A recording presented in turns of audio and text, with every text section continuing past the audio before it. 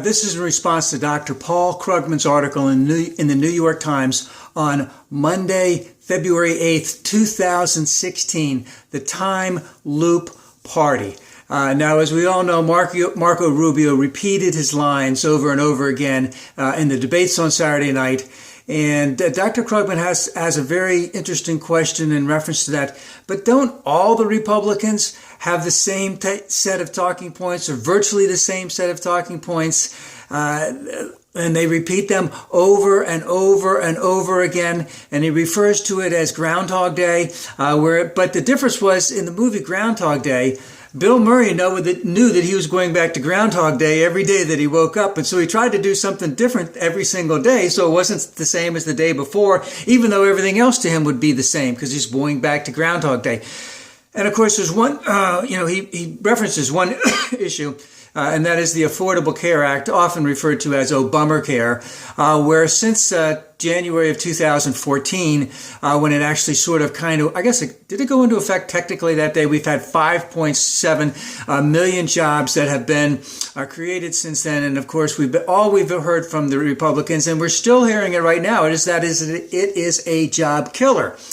And so the question is what is it that is going on with the Republicans, that they have to continue the same thing over and over again, and at the same time, it's not even remotely close to being true, because as part of that scenario, we have the other part that the Republicans are still insisting is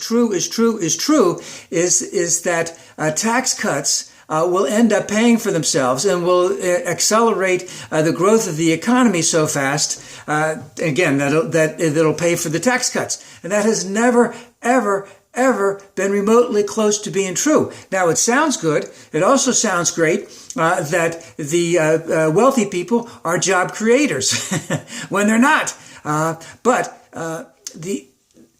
If we look back just into our recent history, we know that in 93 or 94, there was a tax increase that Vice President Gore had to go into the well of the Senate and vote on so that he could be the deciding vote, and it increased taxes. And throughout the Clinton administration, we had 22 million new jobs were created.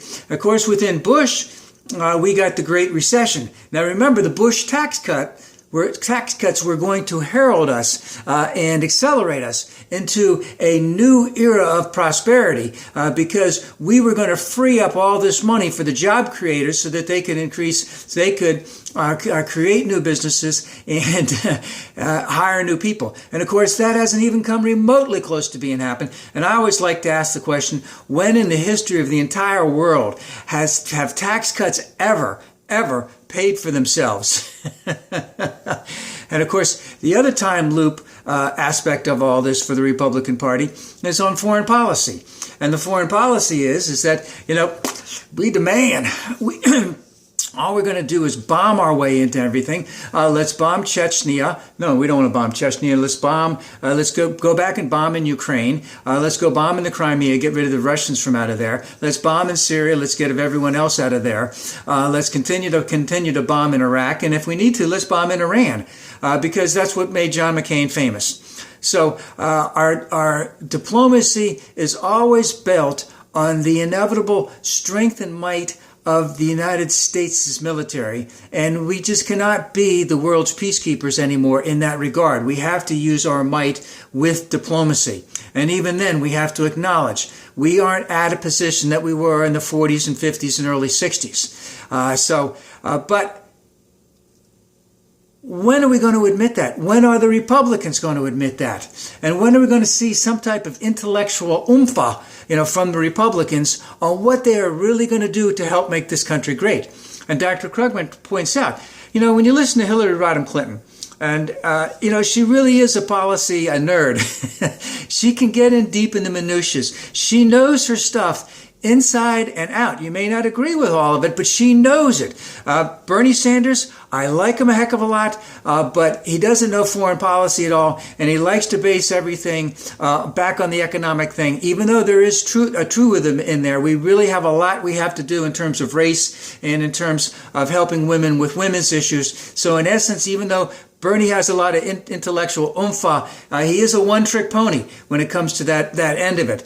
But in essence, they are intellectual titans compared to our friends on the Republican side. And of course, Dr. Krugman ends by asking, what the hell has brought all of this on? And of course, it's he calls it Californication, Foxification, and I like to call it Foxification, because I know who the Republicans are trying to appeal to. I understand their need to get their people rattled up. They have to have a bad guy. Just like religion has to have a Satan, they have to have a bad guy. They have to have a fall guy. Whether it's communism, whether it's Hillary, whether it's Bernie, whether it's Obama, and it has to be someone. They have to make that someone not like them.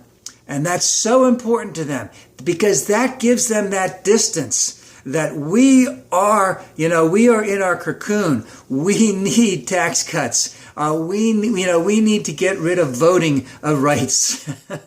We need to keep the minimum wage down. All of these types of things. The Foxification is, what's helping drive it. But let's remember, the Republicans knew about this a long, long time ago. They've been playing the fear factor for a long time. They understand. They've done the race baiting for a long time. So they know how to play this game well. Fox has just been a convenient vehicle for them to increase that.